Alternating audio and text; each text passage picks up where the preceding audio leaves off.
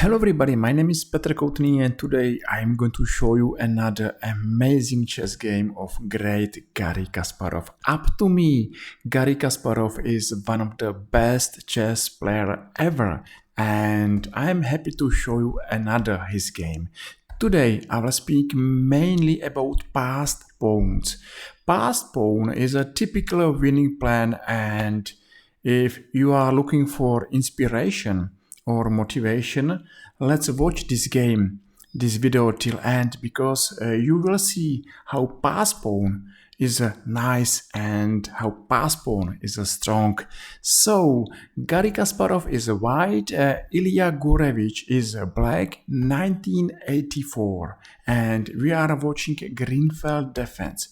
Greenfeld defense, of course, is a great chess opening with lots of chess ideas, but it's difficult. It's difficult because white has a space advantage and white has a central advantage. Of course, black is playing for counter-attack, and move c5 is one of the most typical plan here.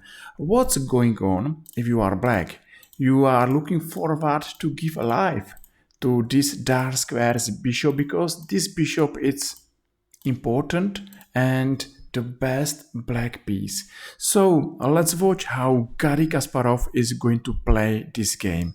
Still, we are in the opening and black decided to change this knight, and now Garry, of course, should play move d5, and this is still a variation.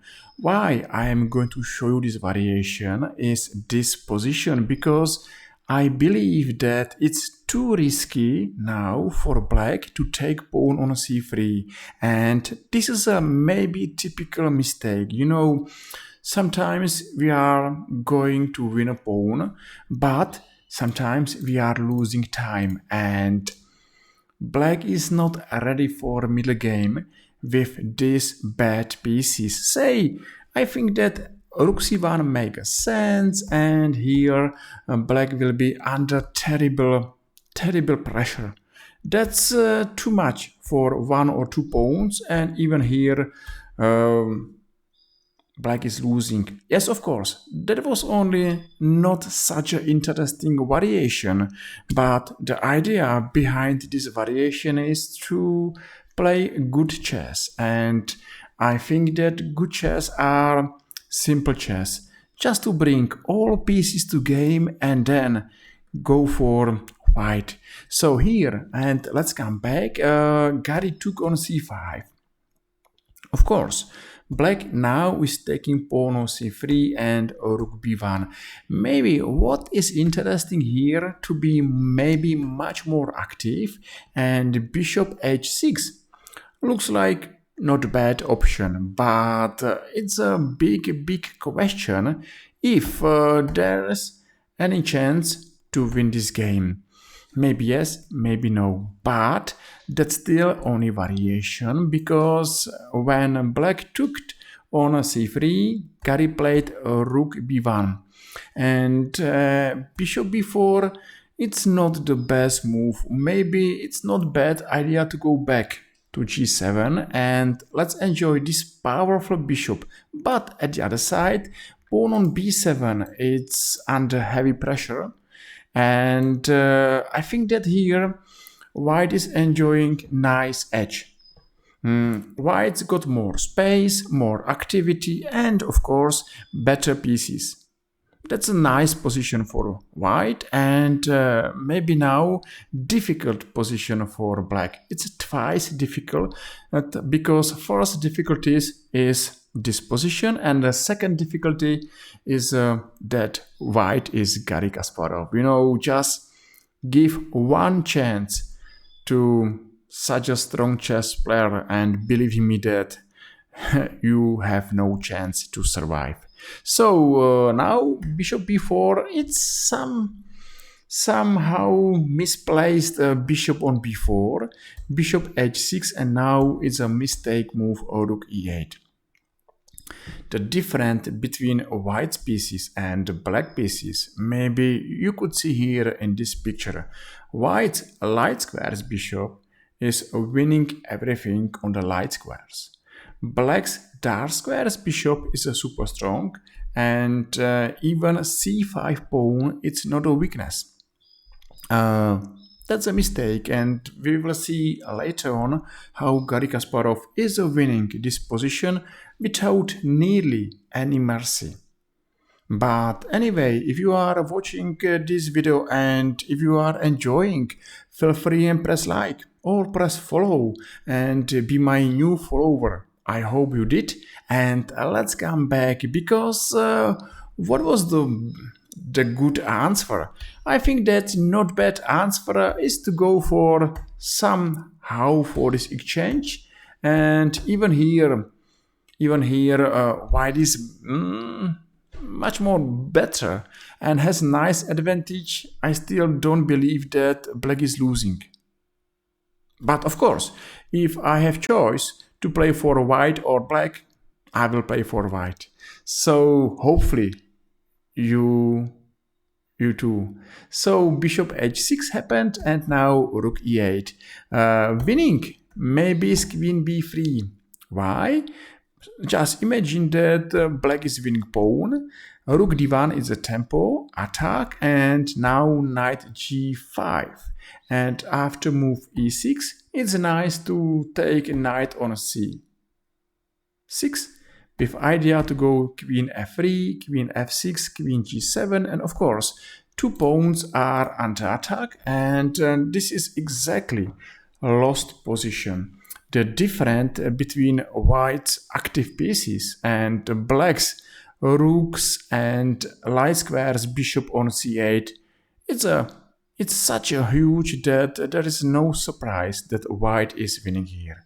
So that was a first chance how to play for simple victory, but Garry even is playing something more interesting. Knight e5 is working because this knight has to cover bishop on b4, and if this knight is taking on e5, then immediately white is winning two bishops advantage, and this is exactly open position, and in open position two bishops are super strong. So black took on e5, and what I think that the bigger black's problem is pawn on b7, and now let's imagine that white will win this pawn. I will take this pawn out of the board. Let's see how c5 pawn is powerful. This is a pass pawn, only 3 squares away, victory square. And that's exactly Garry Kasparov's plan. He is going to attack pawn on b7, and if this pawn is falling down, Garry is winning.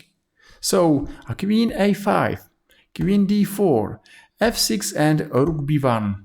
Nearly everything is attacking pawn on b7, and now it's absolutely clear that black is losing this pawn.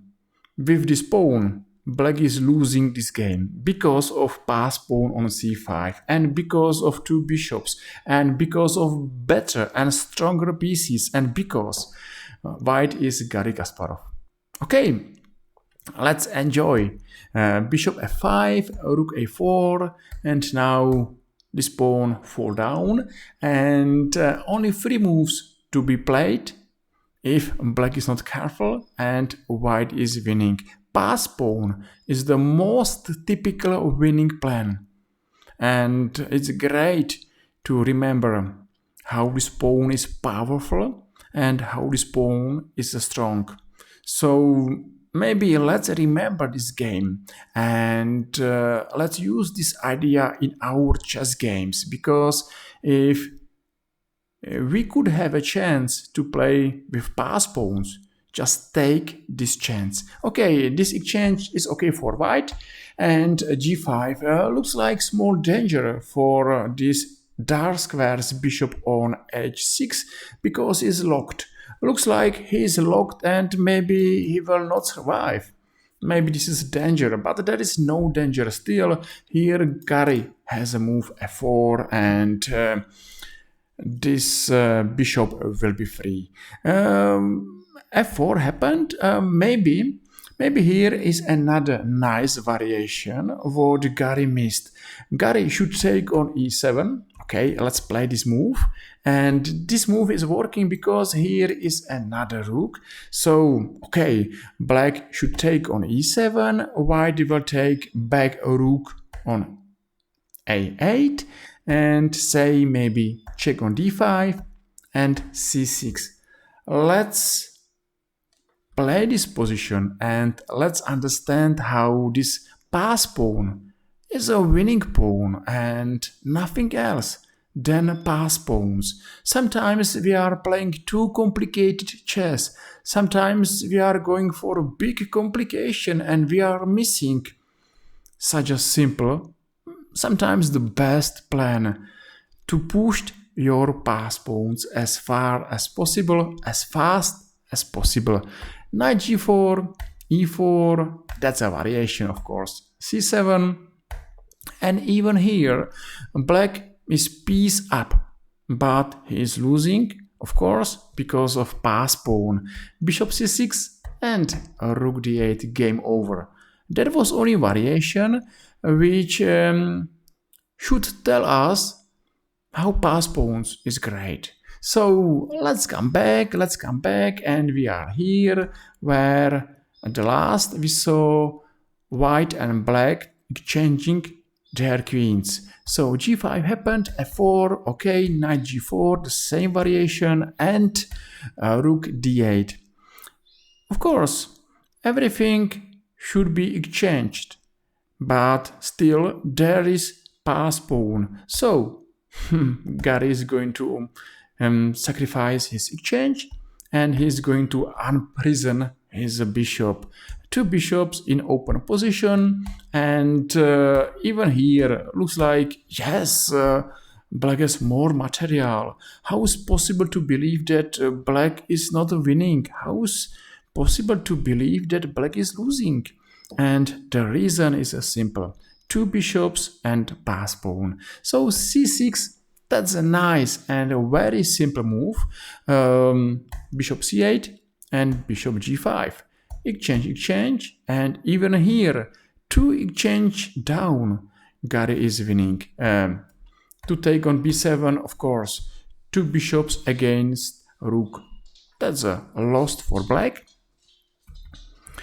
So now rook e8 happened, and bishop f4, b8 is a threat. That's a final threat. But what's more? Another difficulty is for black, that black has no counter-attack, counterplay, and white should push almost every his pawns forward and to make another pass pawn. So h4, a4, a5, and now it's happened a blunder, of course, and white won because he took a rook.